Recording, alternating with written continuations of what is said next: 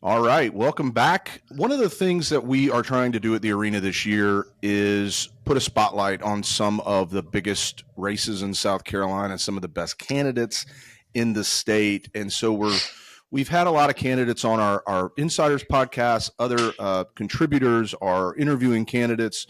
That is all for the purpose of making sure that folks across the state know where our most competitive races are going to be this year, what candidates are running in those races, and what they need in terms of support.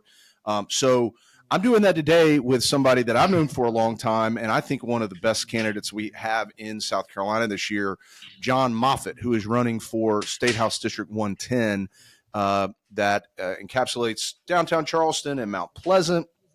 And this is one of the remaining swing districts in South Carolina. We don't have many left, but this is one of them. And this is one that Democrats can pick up in November.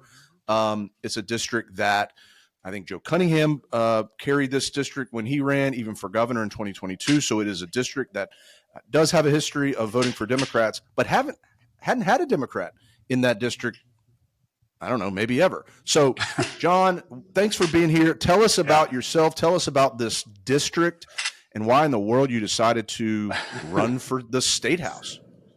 Yeah, thanks, Tyler. It's good to see you. I think, just taking that question of why I decided to run, people, my background is in advocacy and a little bit of politics. I have a life of sort of working and advocating for issues that I care deeply about, whether that's on conservation, expanding healthcare access, education, a number of others. But I've always sort of been the advocator, not the issue or the candidate. And I grew up in DC around politics, around politicians, sort of in this world. And people have always asked me if I'd ever consider running for public office, and my answer was always, it seems opportunistic to say to those people, who say, one day I want to run for the U.S. Senate, or I want to be a congressman one day, or I'm eyeing this congressional district one day, simply because, like, how do you know that you're going to be the right person at the right time, right? So I've always said, it's probably unlikely that I'd ever run, even though it is sort of my background. But lo and behold, I was at an event in last I guess November, and the county chair, Sam Scardon, came up to me and he said, "Hey, John, I have somebody that I want to run in House District 110. And I'm thinking he wants me to help this person. And I'm getting fired up, I'm like, okay, yeah, who? And he goes, well, it's someone who we think, has cross aisle appeal, has a good network in the district, and we think can raise some money and really, flip this seat. And I said, cool. Who do you think it is? And he said, who could that be? You. Yeah. He said, you. And I sort of did the, like, who's he talking about behind me? I turned right around, and I had to he had to sort of pick my jaw off the floor when I was sort of flabbergasted by, I think, who, me? No way. And so I started to talk to him a little bit about it, and he said, look, I need to know by the end of December, and then we'd launch probably in January, and this was November, and I said, okay, yeah, I can give you an answer by then. I gave an answer in March. And, here we are. I as candidates do. Sure. Yeah. I announced right before filing, we had a lot to talk about, family wise and personal wise. And, but we decided at the end of the day, look, I looked around, and, the more I looked at our current representation, particularly at the state level, I realized that it's not in line with the values of the Low Country, but in line with the values of our district. So, that's sort of how I came to do this. And, so far it's been pretty good. We're full steam ahead, raising good money. People seem to be really receptive of the campaign. My background, I first came to Charleston in 2006 as a wide-eyed freshman at CofC. I fell in love with it immediately. I was gone for a couple of years, came back a number of years ago with my now wife, Annika, and, sort of been doing that advocacy thing ever since. The state of South Carolina and Charleston has really given so much to me that I need to give something back. And I think I looked at this year and said, look, whether that's just volunteering somewhere or finding other ways to move the state forward, I need to give back to the state. And, luckily this opportunity arose, and, I decided to step up. So, here we are, and I'm glad to be talking to you. So how much how much did your opponent and who your opponent is weigh in your decision to run, particularly his record? And for folks who don't know much about Tom Hartnett, tell the folks what they need to know. Yeah. So opponent was a big piece of this. You heard me say earlier that I felt that our representation really wasn't in line with the values of the Low Country. And, for those of you who don't know, this district was represented by Mayor Cogswell prior to him running for mayor. And if I'm being completely honest, I think if Mayor Cogswell was, State Rep Cogswell still and was in this district, I don't think I'd be running against him. No, he's a pretty moderate guy. Moderate guy. I don't agree with him on everything, but you can't deny that he was voting for the Low Country and tried to be as representative and as moderate as he could, and reflective of this district as he could. Tom Hartnett 3 years ago apparently was planning on primarying Cogswell in this district and started throwing up all of this really super right-wing stuff. I mean, all the hits. Cogswell doesn't protect the right to life. He doesn't protect the right to own a firearm, all that stuff. And so, Cogswell said, no, I don't want any of that smoke. I'm going to run for mayor. As soon as he announces that, Hartnett takes down all this stuff and just runs kind of a nothing campaign and slides in because people just assumed he was like, Cogswell 2.0, right? Because he didn't have a record. Sure. And he had a name that people sort of remember. Right. Yeah. Right.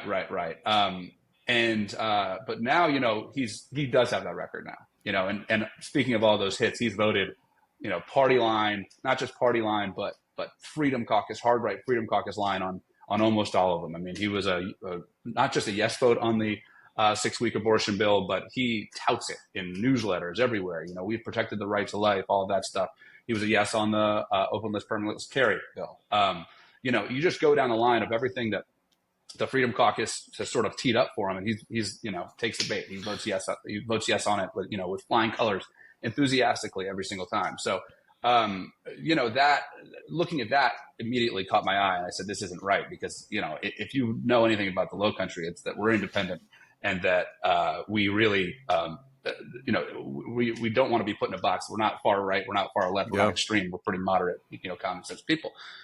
So, then I started thinking about it and, it dawned on me that while he's up there wasting his time playing politics with those sort of big ticket items, detrimental issues, not only is he reversing and bringing us back to, archaic legislation and measures, but he's not focusing on the issues that matter down here. Right. So, we've got a beautiful city. I firmly believe that this is the greatest place in the world, Charleston. I mean, where else could you have, the beach is a few minutes away. You have great food, great people, great culture, right at your fingertips. I just don't think that exists in that altogether anywhere else in the world. So, but we have a really big job in protecting that and making sure that this is a livable and equitable place, not just for our generation, but for generations that come, that follow us. So, obviously, everybody talks about, all politicians talk about flooding, all politicians talk about, the traffic and things like that, but, not a lot actually do anything about it. So,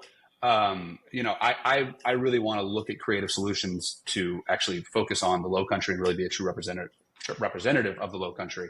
And that's something that I think that Tom Hartnett just hasn't done. I mean, he sort of banks on his name and then just, votes with the hard right. So, I'm hoping to change that because, we've got a beautiful place here and we should be able to protect it. We'll talk about those main differences between you and the incumbent Hartnett. When it comes to the big issues, where do you guys differ, for folks at home to know what they're going to get that's different from what they currently have? Right. Well, the big ones, obviously, on the abortion and guns, which I've talked about. Look, right now we live in a state where where a woman can't make choices about her own body and her own reproductive freedom, but a teenager can walk down King Street with a pistol in his or her hand, and nobody can stop them until they've raised it at somebody. And not a lot of time to stop them at that point, right? So look, I think that's where on the big ticket items, that's where we differ the most. I mean, I value a woman's right to choose. I don't think that is. I think that we sort of deliver the argument in the wrong way. I think that the premise that this should be legislated at all is just ridiculous. I mean, it's a woman's choice to make, and that should be that. Just like any of your personal decisions are your choice to make. I am for sensible gun ownership, but I'm not for reckless gun ownership and unsafe gun ownership. So the second you start making our communities less safe, and you increase the likelihood of more mass shootings, more Mother Emanuel type situations, then that's when it's got to stop. So, I mean, closing the Charleston loophole obviously is number one. Universal background checks, and other measures that I think are just so common sense and universally supported, not just in the Low Country, but across the state and across the nation. But it rings hollow with Hartnett and sort of the far right. So those are the two main huge differences. Yeah, and if this election doesn't go very well for Democrats in South Carolina across the state, there is a real chance that they're going to go back to the total abortion ban with no weeks, no exceptions, no nothing, because the Senate map doesn't look great for Democrats this year. Just the kind of seats that are up and who's up and all that kind of stuff, not looking fantastic in terms of pickup opportunities. The pickup opportunities, though, exist in the House for Democrats much more than they do in the Senate. And the reason that's so important is exactly what you said. That issue of abortion, it's not over. People think that they got that 6-week bill through and it's over. They pick up a few more seats in the Senate and hold the House. They're going right back for that total abortion bill. Don't you think? Oh, absolutely.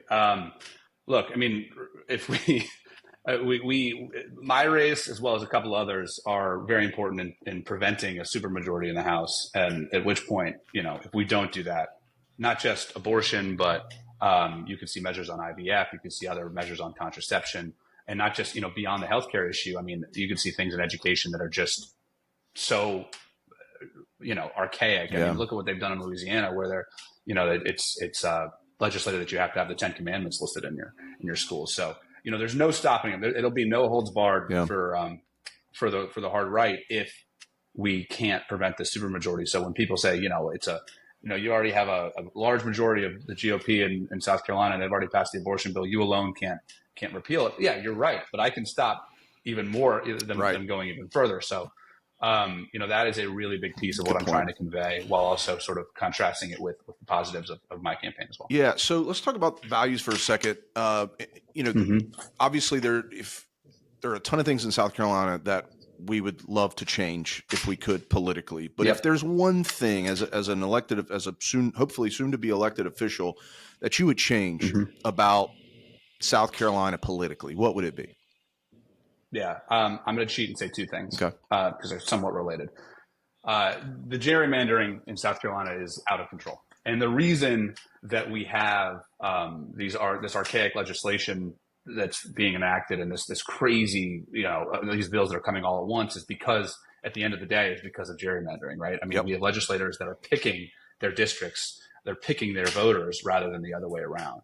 If you just look at my district as a map, and I could talk about it a little bit, but it really, there's more water in it than there is land. People have been joking that I should be campaigning by boat because they've just tried to sort of corner off as much of a Republican district as possible, and it's still not working, right? I mean, we have a real chance to win. But, you end up with a non-representative government when you gerrymander the way that South Carolina is gerrymandered. And, what ends up happening is you have an issue like the abortion bill that is actually, if you poll statewide, is not popular, but it passed with flying colors in the House, right? The other thing I would like to change is straight ticket voting. Oh, and the other, by the way, what I'll say on gerrymandering, it also applies to the federal level as well, right? I mean, we clearly have one Democratic congressman. We did have two, but we have one now. And, when you look at the political makeup, well, yes, it's a Republican state, but if you look at the political makeup of South Carolina, that should not be the case, right? Democrats make up 45% of the state. We have 14% representation in Congress. Right. Yeah. So the other thing I would change is straight ticket voting because, and I think that's where, we get lost in, people can get swept up in presidential elections that they didn't, that otherwise they wouldn't, right? So I use Joe Cunningham as an example there. I truly believe that straight ticket voting in 2020 was the reason that he lost re-election. He does too. Yeah, I know. But look, basically the Trump coalition in South Carolina was just too strong. And you had the Trump voters go in there that never really vote otherwise. They went in there, voted for Trump, hit straight ticket Republican, went right down, and they beat him. So, and then lo and behold, 2020 redistricting year, the district gets obviously much easier for Nancy Mace, and that's that. Yeah. The first district is gone pretty much. Yeah. So, not saying we don't have a chance there, but it's a lot tougher. So, it's gerrymandering and straight ticket. They're related. That's why I picked two. But it's it's a big problem, and I think if we were to solve it, we would solve a lot of our problems. I think you're exactly right. Changing the fundamentals. You can't really fix a lot of the big issues until you fix the fundamentals of the state, how we elect people and how they represent their constituents. Okay. Yep. One other thing I wanted to ask you about is you've got something going on at home that makes running for office a little harder. So tell us what's going on at home. Well, keeping with the trend, the Joe Cunningham trend, Mac DeFord trend, I believe Ed Sutton when he first ran for the State House. I am running for State House, and my wife is going to have a baby right in the middle of the election. So we are thrilled. I am having a girl in September. We're having a girl September 15th. She's due. So that's actually next month now, which is pretty crazy to say.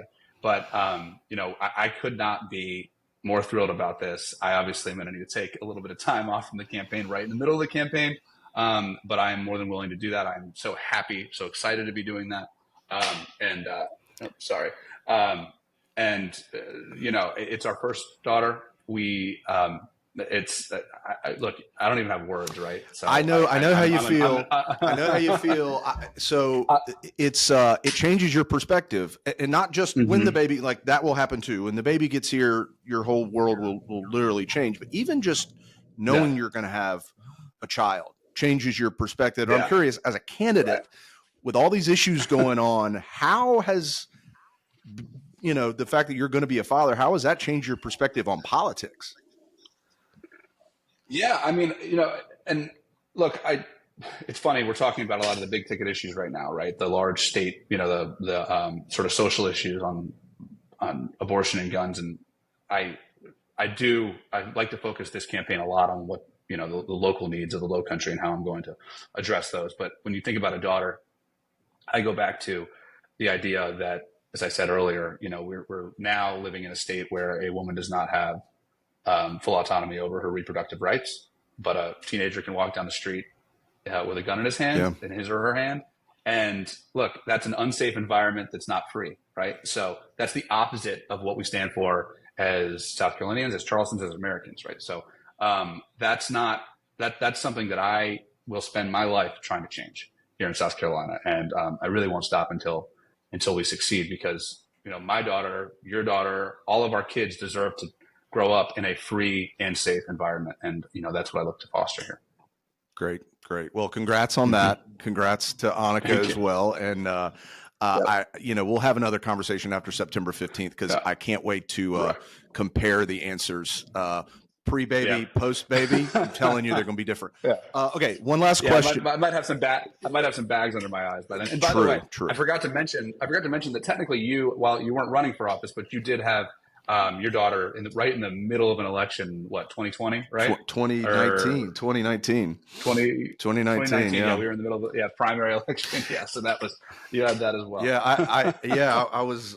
Yeah, that was a crazy time. All right, last question. I want to let you go to much more important things today, but I want to bring up something we talk about a lot, which is College of Charleston basketball. And the Cougs. You're a season ticket holder. I am.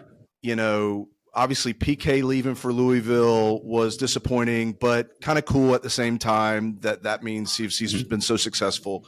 They did a little switcheroo. The old coach at Louisville's now at CFC, Chris Mack. College of Charleston basketball. Let's just talk about it. How do you feel about the last couple of years and the future? Well, I'd like to say that I think I bought low. I got those season tickets. And I liked Earl Grant. I thought he was a good coach prior to Matt Kelsey. But I got those season tickets a while ago.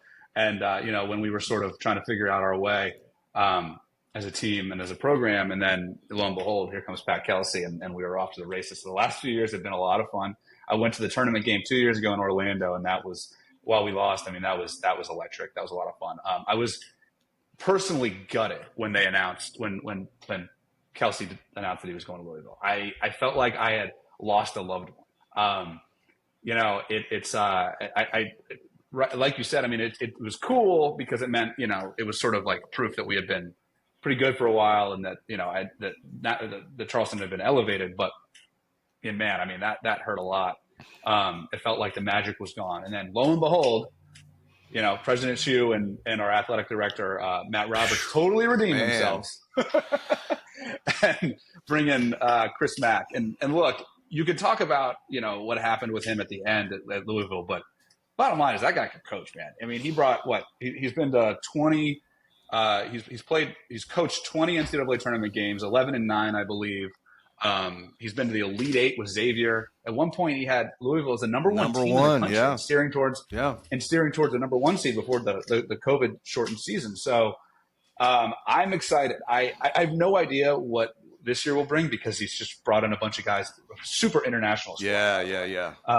But you know, I'm excited as long as we can keep them around for a few years. I think, you know, this upward trend of Charleston basketball can be pretty great, and I'll be there every game that I can, and look forward to bringing my daughter in a few years. I don't know if she'll make it this year, but hopefully you will have a state rep in front of your name when you go to those games this year. John, thanks for joining us. Great to talk to you again. Please tell Annika we said hello, and good luck on the trail, man. We're pulling for you, and come back and talk to us soon. I mean, I'd encourage everybody listening to please, you know, follow along on Instagram, Twitter, all those social channels. MoffittForHouse.com, pretty easy. You can go to that website. You want to learn. Well, I was going to tell you to spell it, but it's written right there on your shirt, and we have your name there. So there you go. 2 F's, 2 T's. But yeah, I'm happy to always come back, chat with you guys. This is fun. So awesome. Thanks, Tyler. I'll let's stay in touch. Okay, talk soon. Thanks, John. See you, buddy. Awesome. Thank you.